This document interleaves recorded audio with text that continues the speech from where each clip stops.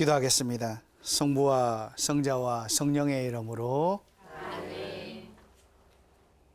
이웃을 감동시키고 싶습니다. 하느님의 사랑을 한껏 품어 세상을 감동시키고 싶습니다.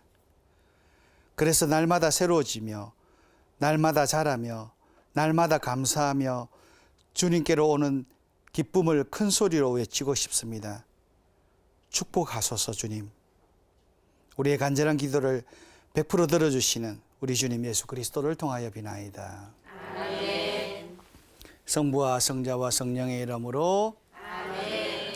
반갑습니다. 반갑습니다. 한 주 동안 잘 지내셨습니까? 네. 예, 성경은 인간이 타락하면서부터 하느님의 풍성한 생명에서 떨어져 나오게 되었다는 사실을 알려줍니다. 타락으로 인해서 인간은 영원히 살아가는 세계와의 단절을 초래하였고 결국 100년에도 미치지 못하는 짧은 삶을 살아가는 존재로 추락했다는 사실을 밝힙니다. 정말 영원이라는 그 하느님의 시간에 비추어 보면 겨우 100년을 살아가는 인생은 정말로 작고 초라하고 미비합니다. 그랬을까요? 겨우 100년을 살아간다는 초조함 때문일까? 하나님의 영으로 채워진 특별한 존재인 인간의 생각이 한없이 좁아졌습니다. 세상 사람은 그렇다 치더라도 영생을 믿고 살아가는 우리 그리스도인조차도 세상과 별로 달라지지 않는 쪼잔한 생각에 매달려 지냅니다. 정말 주님께 면목이 서지 않는 모습입니다. 사실 우리 주위에는 자신이 배운 교리를 절대화시키는 사람을 시히 만날 수 있습니다. 또 세상에는 자기가 아는 그 지식이 모두인 것처럼 그렇게 하는 사람도 많습니다. 그런 편협한 마음에 어떻게 폭넓은 하느님의 세계를 담을 수 있을지 딱하게 이를 데 없습니다. 사랑이신 예수님을 알고 믿고 따르게 되었다면 이제 성격도 좀 푸근해지고 그래야 마땅할 것 같은데 어찌된 영문인지 계속 째째하고 쪼잔해지고 있는 것 같습니다. 여러분 절대 안 그렇지요. 정말 얼마 전 일인데 우리는 같은 하느님 믿는 가톨릭 신자끼리 소위 촛불이니 태극기니 하면서 서로 갈라지고 서로 삿대질하고 있었습니다. 마치 초대 교회가 나는 바오로파다, 나는 아폴로파다 라고 한 것처럼 교우끼리도 타협의 여지 없이 반목하고 불목하는 추한 모습을 온 세상에 들켜버린 것입니다. 둘로 갈라져서 서로를 정오하고 미워하는 우리 모습에 아픈 우리 신앙의 현주소라는 걸 만천하에 여실히 공개한 셈입니다. 정말 이것이 우리가 믿는 복음입니까? 이런 모습이 정말로 예수님께서 이르신 복음의 삶입니까? 세상에 보여주는 믿는 이들의 모습이 이렇게 추하고 왜곡되고 너그럽지 못하여 융통성이 없어도 되는 것입니까? 우리는 지난해에 참 답답한 일들을 많이 겪었습니다. 그럼에도 서로 위로가 되기는커녕 눈에 핏발을 세우고 목소리를 높이기만 했습니다. 사실 이런 교우들을 보면서 저희 사제들은 진심으로 숙고대제라도 해야 할 것만 같았습니다. 이런 삶으로 어떻게 주님의 복음이 기쁨이고 행복이라고 세상에 전할 수 있을지 난감했기 때문입니다. 정말 그런 모습이 우리 하느님 자녀의 품격과 품위에 맞는 것인지 항상 앞으로 바로 써야 되나? 그럼 너무 뒷모습이 나올 것 같아서.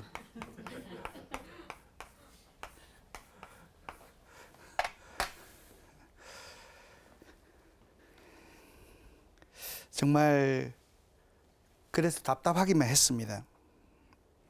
이런 우리의 모습은 고난을 당하고 있는 욥을 위로하겠다고 찾아갔던 친구들이 기껏 욥의 고통이 제 결과라고 판단하고 지적질해댔던 모양새와 전혀 다르지 않았기 때문입니다. 욥과 친구들에 대해서는 성경에 건진 이야기 111쪽에서 118쪽에 이미 강의도 했 바는 있습니다. 온전한 믿음이라고 자부했던 욥이 자신의 삶에 들이닥친 고난과 고통이 자신의 허물에 비해서 너무 크다고 스스로 생각하게 되었을 때부터 자신을 몰아붙이는 친구들에게 한치의 양보도 없이 치열하게 논쟁을 벌였던 모습과 별반 다르지 않았습니다.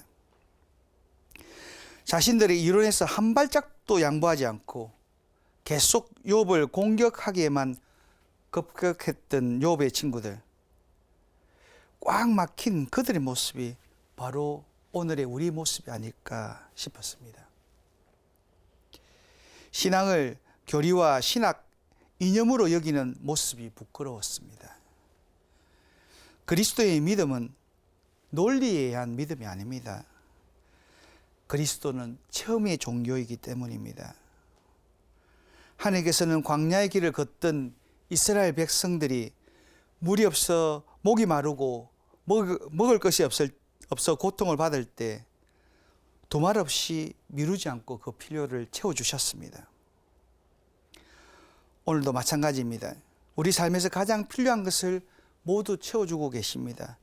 물, 공기, 햇볕, 비바람. 미세먼지 조금만 해도 우리가 얼마나 호두가 얼습니까? 사실 참 우리 공기 없으면 살아갈 수 있겠습니까? 다 우리 실제로 사는 것보다 얻는 것들이 더 많은데 여러분은 제주도 가면 곶자월이라는 곳을 가보셨는지 모르겠는데 곶자월이라는 뜻이 뭐죠? 쓸모없는 땅이라는 거잖아요. 거기는 개간을 할 수 없습니다.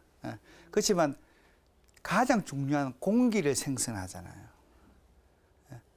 사실 우리의 삶에서 필요한 것은 먹을 것하고 물하고 공기인데 사실 먹을 것이 없으면 그래도 한 20일 버팁니다. 저는 좀 더 버틸 수 있을 것 같은데. 그 원래 또 책에 있는 사람 수술해도 좀 더 버틴다대요.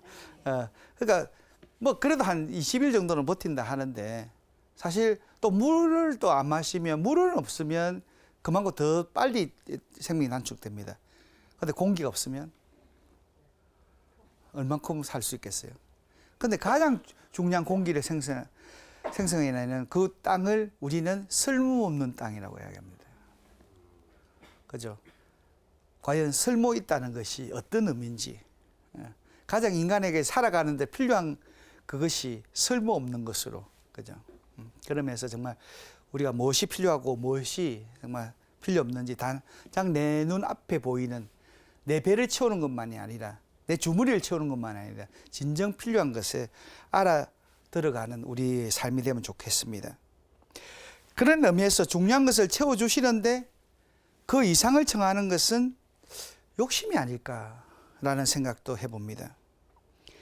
그 이상의 것을 청하는 것은 우리의 필요를 먼저 예배해 주시는 야훼 일에 주님을 불편하게 하는 투덜거림은 아닐지, 자신의 형편을 더 세밀하게 정직하게 살펴야 하리라 싶습니다. 정말 제가 어디 가든지 눈이 강조하는 건 정말 우리 그리스도인은 좀 투덜거리지 않아야 되는데 그 전부터 좀 고쳐야 될 어쩌면 고질병이 아닌가 하는 생각도 듭니다. 우리는 기억해야 합니다.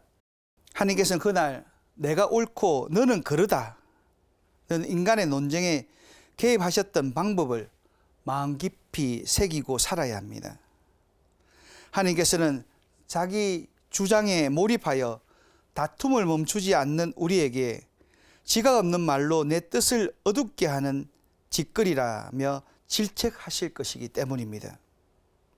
내가 땅을 세울 때 너는 어디 있었느냐고 물으실 것이기 때문입니다. 온 우주를 창조하신 하나님께서는 우리 인간들의 논쟁은 도무지 하잘것없는 말장난에 불과하다는 이르심입니다. 아무리 신학 박사라도 하느님의 사랑의 역사를 인간의 언어로 담아낼 수 없다는 진리의 선포입니다.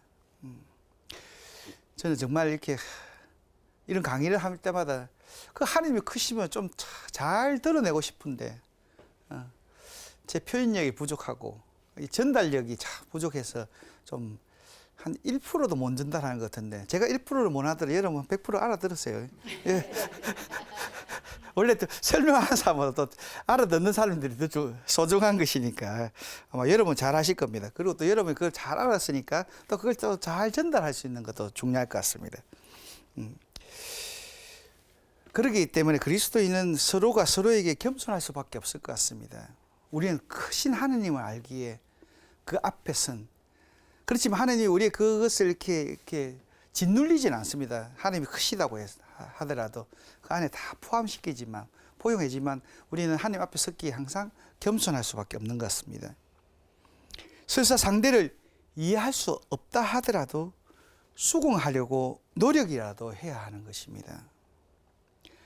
무엇보다 먼저 당신께서는 우리를 대하는 모습을 기억해야 합니다.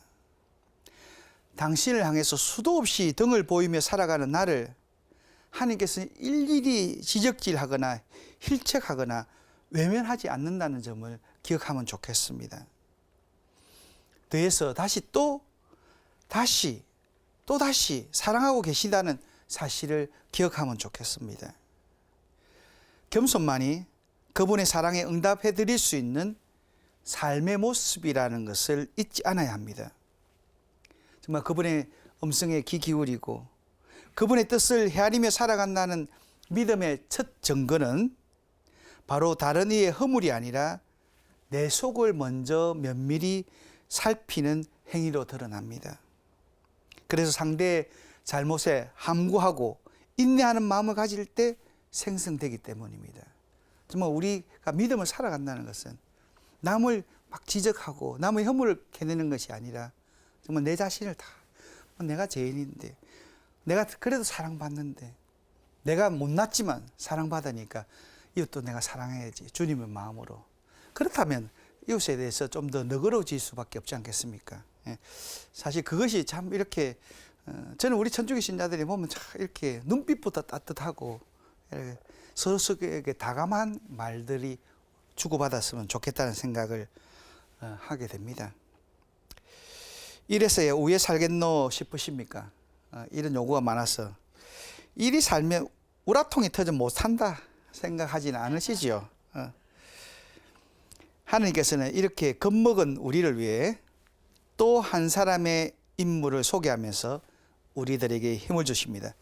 그래 바로 예언자 요나 이야기입니다. 요나 잘 아시죠?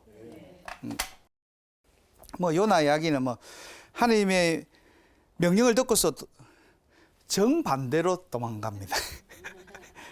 물고기 뱃속에서 사흘을 지낸 예언자인데 하나님의 예언자입니다.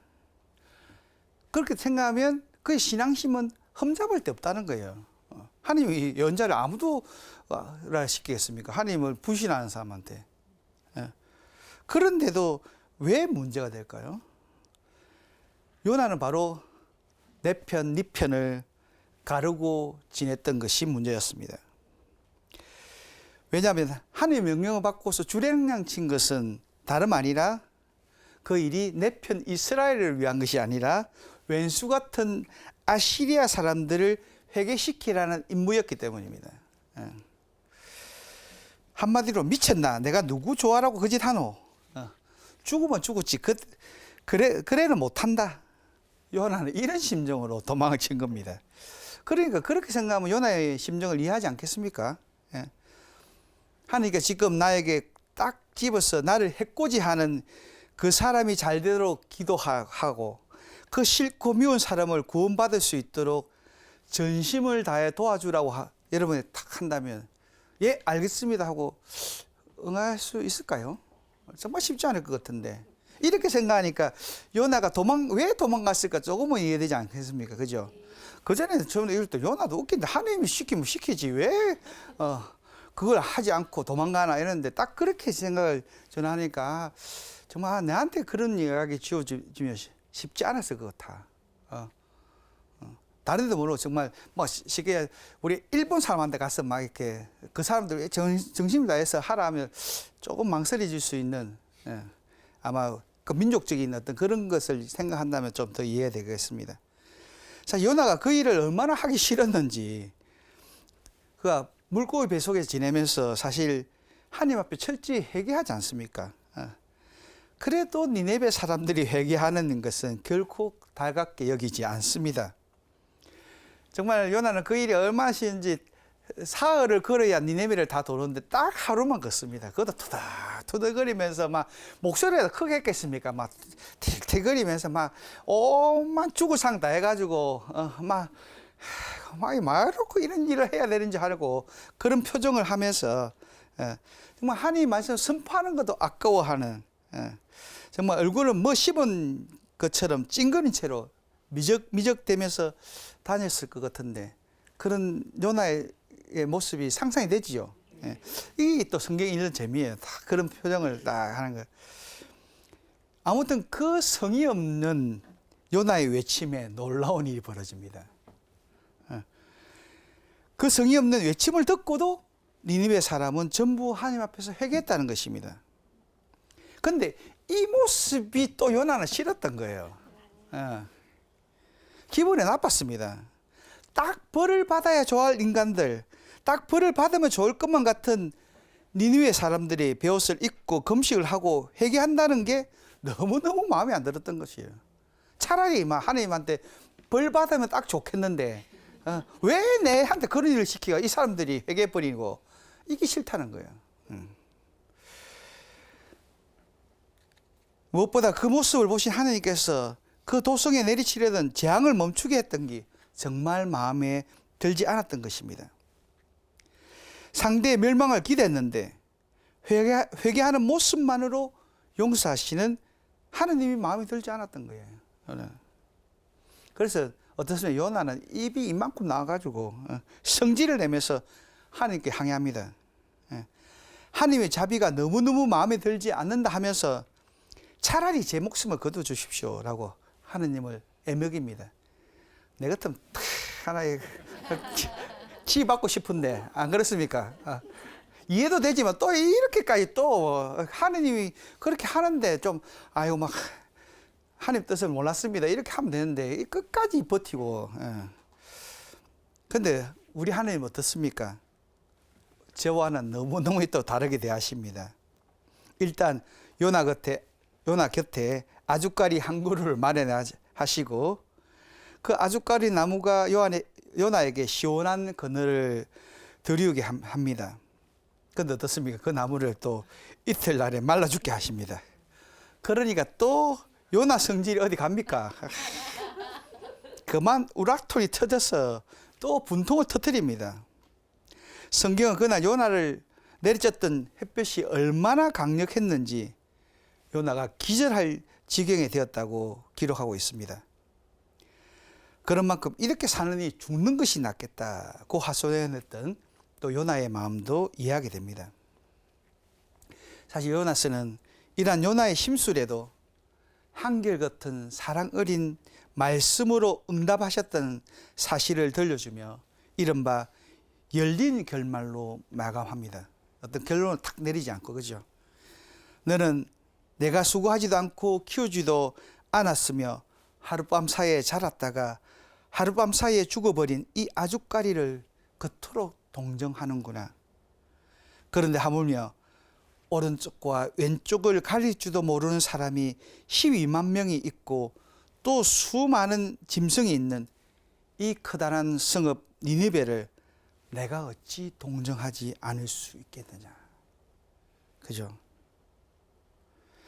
어쩌면 하나님께서는 세상을 살아가면서 우리들이 일비하는 모든 것, 누구를 판단하고 누구를 제껴놓고 누구를 싫어하고 또 누구는 너무 마음에 들고 좋아서 그 사람만 편들고 있는 우리의 모든 행위에 대해서 그날 요나에게처럼 설명해 주고 계십니다. 한낱 아주까리 나무에 연연하고 살아가는 우리와 한 도시의 모든 사람을 구원하고 싶으신 주님 사랑을 대비시키며 당신 사랑과 자비를 편협하게 국한시키지 말 것을 우리에게 요구하십니다. 그런데 어떻습니까? 지금 우리는 그날 이스라엘의 대표적인 지성인이었습니다. 그죠? 요나는 예언자라는 것은 그 예언자 요나가 12만 명이나 살고 있는 니네베의 멸망에 마음 아파하기보다 오히려 한 그루 나무가 시드는 것을 더 안타까워했던 것처럼 살아가는 경우가 너무 많습니다. 지금 아프리카에도 많은 아이들이 죽어가고 있다는데 그 아이의 죽음들보다 아마 내가 키우는 개, 고양이, 물론 그 생명들이 소중하지 않다는 건 아니에요. 하지만 좀 그런 면에서 우리는 조금 더 지평을 넓혀야 되지 않는가 하는 생각을 해보게 됩니다.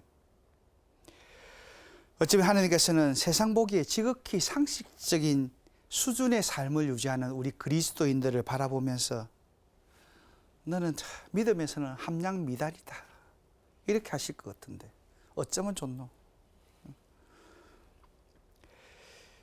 예수님은 지상에서도 미쳤다는 소리를 들었습니다.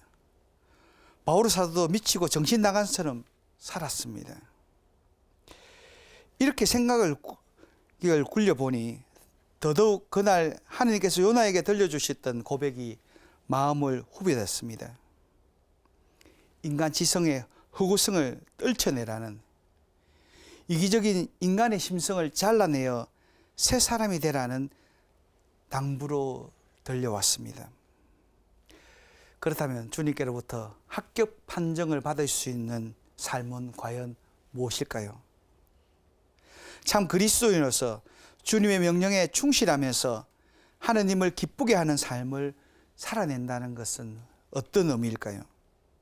하나님께서는 우리가 도무지 실천할 수 없는 것을 요구하실까요?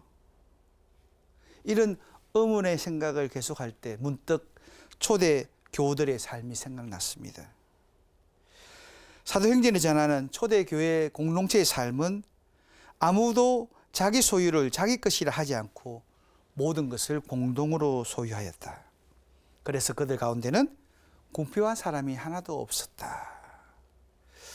참 내 것을 위해서만 목숨 거는 세상, 남 잘 되는 꼴을 보면 신기가 불편한 인간의 마음보를 생각할 때 참으로 꿈 같은 이야기입니다.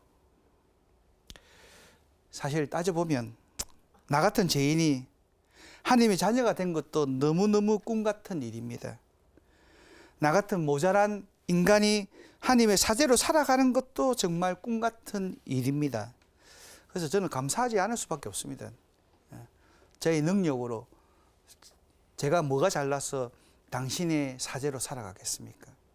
이렇게 수단을 읽고 여러분 앞에 이야기할 수 있는 것은 제가 잘 살아서 능력이 있어서 아니라 오로지 주님의 은총 아니겠습니까? 그죠?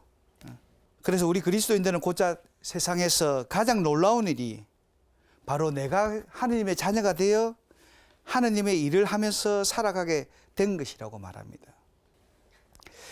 그 꿈 같기만 했던 삶을 살았던 초대 교우들의 기쁨과 행복이 어떠했을지 정말 짐작하는 것만 해도 우리는 참 행복합니다. 정말 그런 의미에서 그런 공동체의 건설도 참 필요할 것 같아요. 정말 우리도 꼭 그렇게 초대 공동체의 그 삶을 살 수 있기를 갈망하게 됩니다. 그런데 그 좋은 상황이 계속되지는 않습니다. 아니, 뿌리부터 뽑혀나가고 완전히 파괴되는 일이 벌어집니다. 이른바 교회 공동체가 국가로부터 핍박을 받게 되는 것입니다. 성경은 이 사실을 교회 박해가 시작된 이후, 즉 첫 순교자 스데파노가 죽음을 당한 이후에 많은 교우들이 예루살렘을 떠나 이구로 흩어져야 한다고 기록되어 하고 있습니다. 그 많은 교우들이 페니키아와 키프로스와 안티오키아까지 가서 말씀을 전했다고 합니다. 이게 무슨 이야기입니까? 그들이 당한 박해가 오히려 교세를 확장하는 계기가 되었다는 것을 말해줍니다. 저도 사실 딱 그만큼만 이해했습니다. 정말 참 오묘하신 주님의 뜻이다. 이런 박해가 도리어 성장할 수 있는 계기가 됐구나. 그래서 주님의 뜻을 늘 믿고 의탁해야 되겠구나 라고 생각했습니다. 또 이어진 성경 말씀이 그런 생각을 더 확고하게 만들어 주었습니다. 주님의 손길이 그들을 보살피시어 많은 수의 사람이 믿고 주님께 돌아섰다. 그렇게 나와 있으니까 참 이런 은혜가 어디 있노 하고 그렇게 생각했습니다. 그래서 저도 그리스도인에게는 고통도 감사이고 고난도 기쁨일 수 있다는 것을 이 구절을 들면서 강조하고 강론했던 적이 참으로 많았습니다. 그런데 70번째 이 말씀을 읽으면서 마음이 동요되었습니다. 정말 이렇게 단순하게 수월하게 지나칠 일이 말씀이 아니라는 것입니다. 생각해 보십시오. 그들은 자신의 것을 모두 교회 공동체에 맡겼습니다. 모든 것을 헌납했지 않습니까? 그렇게 기쁘게 온 마음으로 기도에 전념하면서 지냈는데, 그런데 어느 날 날벼락처럼 들이닥친 핍박의 칼날을 견딜 수 없어서 도망치듯 예루살렘을 떠났다는 거예요. 그들의 떠남은 순간적으로 이루어진 날벼락 같은 일이었습니다. 그런데 참으로 묘한 것은 그들의 모습을 보고 그들의 삶을 보고 그들의 정언을 들은 사람들이 그들을 따라서 안티오키아 사람들이 덩달아서 예수님을 믿게 되었다는 것입니다. 도망갔으니까, 갑작스럽게 도망갔으니까 뭐가 있었겠습니까? 아무것도 없었습니다. 거의 맨몸으로 도망쳐야 했던 그런 그들의 삶이 어떻게 했기에 이런 결과를 가져왔을까요? 과연 그 무엇이 타향을 찾은 가진 것 하나도 없는 이들에게 호감을 느끼게 했을까요? 궁금하지 않습니까? 그렇죠? 그래서 마침내 그들도 그들이 믿는 예수를 나도 믿겠다 말할 수 있었던 그 비결이 무엇일까? 일단 성경 구절 그대로 읽어드리고 싶습니다. 스데파노의 일로 일어난 박해 때문에 흩어진 이들이 페니키아와 키프로스와 안티오키아에 가서 유다인들에게만 말씀을 전하였다. 그들 가운데 키프리스 사람들과 키레네 사람들도 있었는데 이들이 안티오키아로 가서 그리스계 사람들에게도 이야기하면서 주 예수님의 복음을 전하였다. 잠시 생각해 봅시다. 갑자기 살던 곳을 떠났던 그들의 몰골은 어떠했을까요? 그렇게 갑자기 떠나야 했던 그들이 손에 지닐 수 있었던 것은 과연 무엇이었겠습니까? 그들은 이미 자신의 것을 모두 교회를 위해서 헌납했던 사람들입니다. 성경은 그날 떠나는 그들을 위해서 교회가 어떤 도움을 주었다고 말하지도 않습니다. 초대 공동체가 뭔가 갈 때 살아라고 챙겨주지도 않은 그런 규정은 없잖아요. 한마디로 그들이 가진 것은 겨우 몸뚱아리 하나밖에 없었으리라는 것을 짐작할 수 있지 않습니까? 추측할 수 있습니다. 그들이 지닌 것이라고는 몸에 거친 옷가지 뿐이라는 것, 그 생각 틀리지 않을 것 같습니다. 그런데 그들이 한 도시를 변화시킵니다.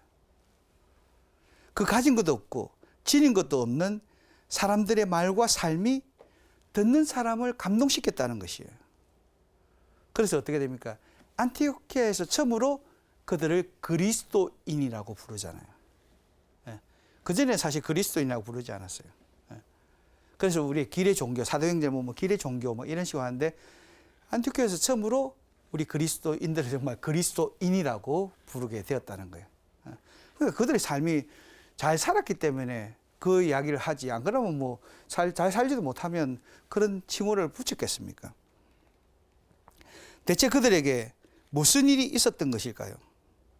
대체 그들의 무엇이 이토록 상대를 감동시키고 이웃을 변화시키게 만들었던 것일까요? 세세한 상황은 알 수는 없지만 그들의 처지를 생각해 보면 대략적으로 그림이 그려집니다. 가난하지만 당당함을 잊지 않았던 품위를 지닌 그들, 약삭 빠르지 않고 꾀를 부리지 않으며 매사에 성실하게 일하는 그들, 언제나 감사하며 지내는 그들, 무엇에나 기뻐하는 그들, 늘 상대를 배려하고 위하고 격려하는 그들의 모습이 그들의 가난을, 그들의 노동을, 그들의 매일을 빛나게 했으리라 짐작하게 되는 것입니다. 그러지 않고 그들이 만나는 사람에게마다 자신의 신세 한탄이나 하면서 구질구질하게 지냈더라면 입에서 뱉어내는 말이 못 살아. 내가 왜 이 모양 이 꼴이 되었는지. 괜히 예수님 믿었다. 예수님 안 믿었으면 내 이런 고생 안 하고 잘 먹고 잘 살았을 건데. 라고 푸념하고 원망하며 지냈더라면 어느 누구도 예수님에 대해서 흥미를 가지지 않았을 겁니다. 흥미는커녕 아이고 예수 믿더만 저렇게 미치게 지내더만 잘 됐다. 꼴 뻔하다. 이렇게 되지 않았을 겁니다. 그죠? 그러니까 여러분을 보고 다 이렇게 정교하고 사람이 성당에 온다는 거 여러분 잘 사는 거예요. 그죠? 여러분 보면서도 아이고 저래 성당 다니면 많어. 예수 믿는다면서 늘 불평하고. 여러분 얼굴 보니까 안 그런 것 같아. 평화방송 보시는 여러분도 안 그러시기라 믿습니다.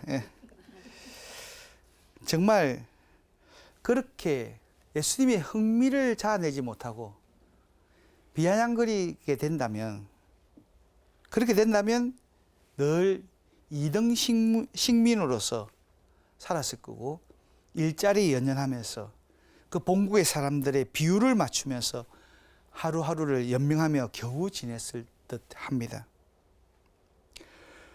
그러고 보니 하나님께서는 온 것을 다 바치고 빈털터리가 되어서 족을 떠나야 했던 그들을 통해서도 삶이란 결코 가진 것만으로 영이 되지 않는 것임을 일깨워 주십니다. 사실 우리가 가진 것이 필요하죠. 그죠? 뭐 돈이 필요 없다는 이야기 하는 건 없는데, 저도 많은 분에서 이렇게 항의를 받는 거, 왜 신분이 자꾸 돈이 필요 없다고 이야기하냐고 하는데, 내가 한 번도 돈이 필요 없다고 이야기한 적 없어요. 제가 돈이 없으면 여기 어떻게 서울까지 어떻게 왔겠어요? 안 그렇습니까? 우리가 돈이 있으니까 여기 이 안에서 이렇게 스튜디오에서 해도 전국 방송에 다 가고 얼마나 필요하죠. 그죠? 이것도 또 하나님이 마련해 주신 것이고 또 하나님이 좋은 의도로 사용하라 했는데, 그것이 다는 아니잖아요.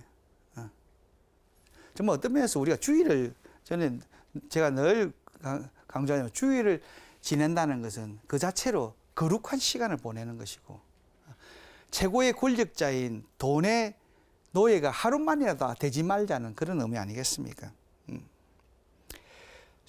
주님께서는 우리 인생이 물질에 좌우되는 시시한 존재가 아니라는 것을 알려주십니다.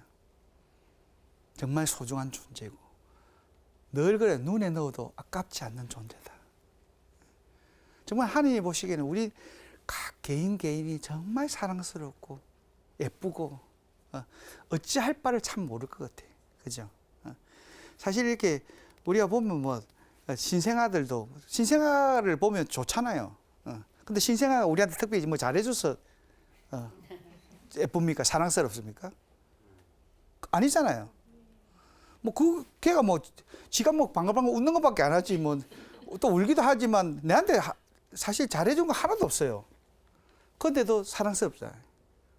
그렇다면 하나님께서 우리를 볼 때 마치 그런 것 같아요.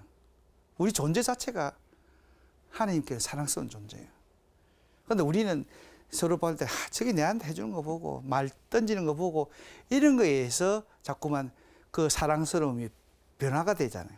그러니까 자꾸 그런 면에서 우리가 하나님 닮아가진다는 것은 그 자체로 좀 좋아할 줄 알고, 좀 바보처럼 살았는데 우리는 너무 똑똑한 처럼 살아서 문제인 것 같아. 똑똑한 사람이 너무 많아. 자기 한마디 팍, 또 팍 한마디 해야 되고, 그 순간순간 순발력 있게 탁탁 대꾸해야 살아가는 세상이 되어버렸으니, 이 방송 보면서 지는 또 말도 잘하면서 이렇게. 저도 한번 어떨 때 할 때 우리 동기가 니 그렇게 신학생들한테 가르치나 이럴 때 참 반성돼야 돼. 내가 참 그냥 삶으로서 이렇게 드러내야지 말로서 뭐 어떨 때는 이렇게 한마디도 저지 않는 그것이 과연 얼만큼 우리 삶에서 큰 도움이 될지. 그죠? 오늘 나의 생각이 하나님 뜻을 살필 때, 오늘 내 행위가 주님을 닮을 때, 오늘 내 말이 세상과 다른 위로와 격려를 전하고 희망과 사랑으로 믿음을 고백할 때 비로소 열매를 맺을 것이라는 일깨움이라 믿어집니다. 그래서 정말 나의 생각과 행위와 말을 항상 반성하지 않습니까? 그러니까 그리스도인들은 그래도 매일 미사를 하면서 그것을 반성하고 또 참 못 살았지만 또 이제 잘 살아보겠습니다 하고 다시 할 수 있는 참 좋은 기회가 있다는 것이 지혜로운 것 같아. 그러지 않고 세상 사람도 막 살기에 바빠 허덕허덕거리고 그러면 하루를 어떻게 살았는지 정말 아침에 또 겨우 일어나서 또 하루를 막 정신없이 살다가 또 막 저녁에 쓰러지듯 자고 과연 그런 삶이 행복할까요?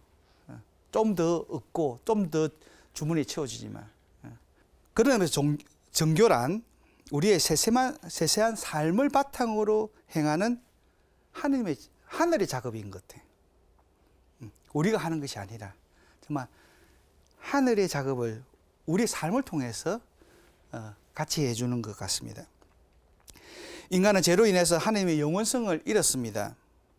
죄를 지은 까닭에 그 좋은 하느님 나라에서 쫓겨나게 되었습니다. 이렇게 하느님과의 관계가 끊어진 채 지내게 되었습니다. 하나님께서 이런 인간을 불쌍히 여기시어 그의 아들을 보내셨습니다. 그리고 죽음에서 우리를 해방하여 영원히 죽지 않는 존재가 되게 하셨습니다.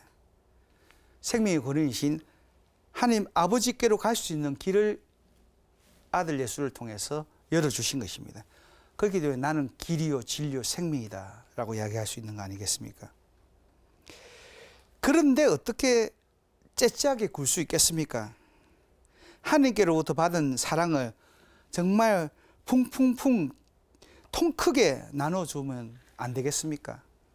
정말 주님께 또 채워주실 건데 너무 내 계산으로 좁게만 이렇게 너그러운 마음으로 이웃을 바라보고 품어줘야 하지 않겠습니까? 그들의 영혼을 위해서 기도해야 하지 않겠습니까? 영생을 약속받은 기쁨으로 매사에 넉넉해져야 하지 않겠습니까? 표정과 행동이 기쁨과 사랑으로 덧입고 지내야 하지 않겠습니까? 정말 그랬으면 좋겠습니다. 여러분의 자체가 이렇게 참 풍요롭다. 그런데 저는 참 듣기 좋은 소리는 저는 사실 어릴 때 굉장히 우리 집이 가난했는데 제가 큰 부잣집 아들로 자란 걸로 그렇게 알고 있더라고요. 그래도 그거 좋은 것 같습니다. 제 삶에서 이렇게 물론 덩치가 커서 그런 게 아니라 또 넉넉해 보이는 것 같아서 그런 것 같은데 맞나요? 네. 그래요. 정말 여러분 삶도 보면서 정말 뭐 넉넉해 보이는 푸근해 보이고 풍요로워 보이는 것도 얼굴에서 늘 죽을 상하고 뭐 째째하게 또 막 뭐 못 살겠다는 식의 그런 표현들은 이렇게 없었으면 좋겠습니다. 지금 우리가 사는 세상은 참 풍요롭습니다. 물과 음식은 넘쳐나고 생필품은 사아 놓을 곳이 없을 정도입니다. 그런데도 매사에 모자란다고 더 가져야 한다고 하고 있으니 지금 내가 만나는 이웃에게 하느님 은혜를 전할 수가 없는 것이 아닐까요? 한마디로 하나님께서 만들어주신 아름다운 세상을 부정적으로 만들고 불만 가득한 곳으로 여기고 있는 내 모습으로 인해서 황폐한 광야로 바꾸어버리는 엄청난 죄를 저지르고 있는 것은 아닌지, 이웃에게, 가족에게 나로 인하여 하느님을 만나지 못하도록 가로막는 짓을 하고 있는 것은 아닌지, 그날 안티오키아로 떠나야 했던 그리스도인들의 상황은 한마디로 험난하고 메마른 광야였을 것입니다. 그럼에도 그들은 힘든 현실에서 도망치려 하지 않고 원망하지도 않았습니다. 오직 하느님을 희망하고 주님을 믿었고 주님의 사랑을 확신했습니다. 그러기에 누구를 만나든지 주님을 증거하며 주님의 뜻대로 살아갈 수 있었던 것입니다. 정말 우리가 주님을 전한다면서 우리 내면 안에 그런 확신이 없으면 어떻게 전하겠습니까? 그런 의미에서 우리에게 다가오는 삶의 광야를 두려워하지 않도록 하면 좋겠습니다. 그곳이 하느님을 더 잘 만날 수 있는 은혜의 장소이기 때문입니다. 왜 초대 교부들이 광야로 갔겠어요? 너무 세상에 너무 물질적인 게 풍요로워지니까 하느님의 목소리를 다 듣지 못하고 하느님과 만나지 못하기 때문에 광야를 갔던 것이에요. 그렇지 않습니까? 그들이 뭐 그냥 뭐 외로움이 좋고 그렇기 때문에 아니라 정말 주 목적은 하느님과 만나기 위해서 광야에 갔습니다. 또 이제는 요즘 세상이 황폐한 광야가 됐으니까 세상 안에서 정말 주님을 전하고 주님을 만나는 우리가 되어야 될 것입니다. 그러나 그들에게 주어진 믿음과 희망과 사랑의 은혜는 지금 우리 모두에게도 쏟아부어지고 있습니다. 주님께서 부어주신 은혜는 그 은혜를 받을 수 있는 사람에게 더 풍성하게 내립니다. 받을 그릇이 클수록 더 많이 담을 수 있고 또 그것을 자꾸 전해줌으로써 더 신선한 것을 담을 수 있습니다.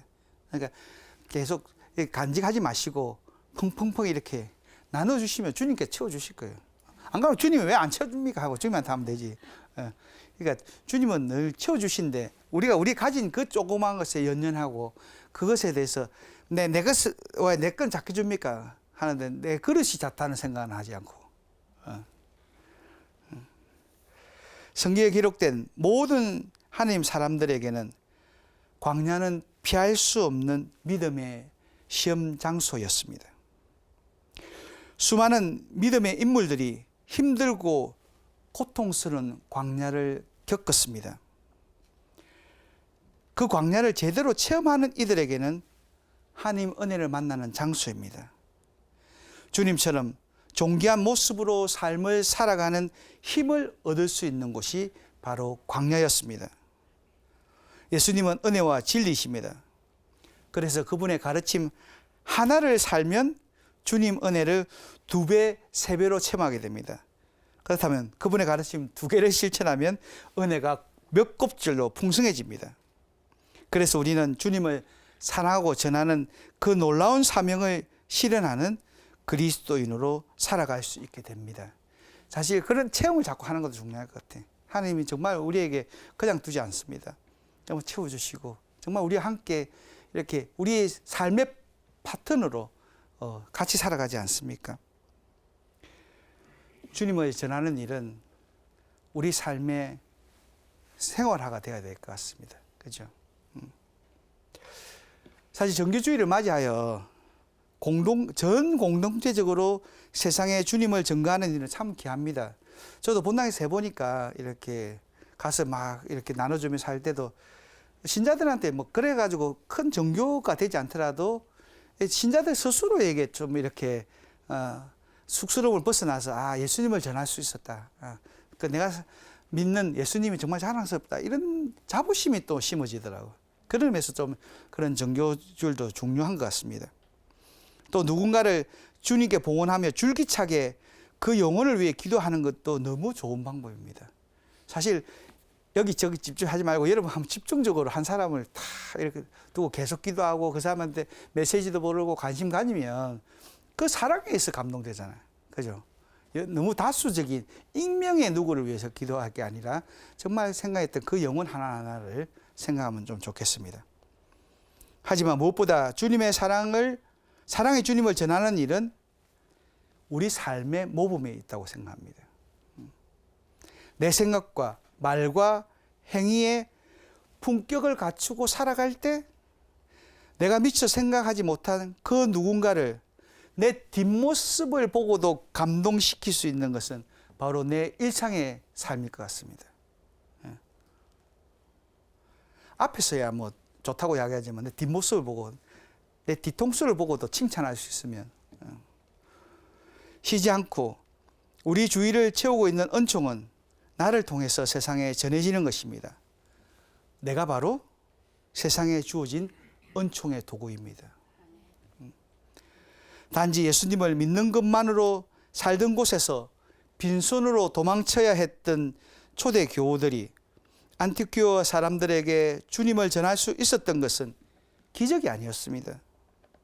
오직 기쁨과 감사로 하루하루를 지냈던 초대 교우들의 사랑과 희생과 겸손의 결과였습니다. 우리의 삶도 그랬으면 좋겠습니다. 누군가를 감동시키기를, 그래서 또 다른 한 사람의 그리스도인을 탄생시키는 은총의 주인공이 여러분 되시기를 진심으로 축원드리겠습니다. 기도하겠습니다. 성부와 성자와 성령의 이름으로 모든 것이 은혜라고 곧잘 말을 하면서도 삶이 어려움에 처하면 당신을 원망했습니다. 회개합니다, 주님. 늘 새로운 당신에 대한 믿음으로 기쁘게 살지 못했습니다. 변화시켜 주십시오, 주님. 저희들의 삶에서 당신의 향기가 풍겨 나오게 해 주십시오. 저희 기도를 절겨 응답하시는 우리 주님 예수 그리스도를 통하여 비나이다. 아멘. 성부와 성자와 성령의 이름으로. 아멘. 예, 감사합니다.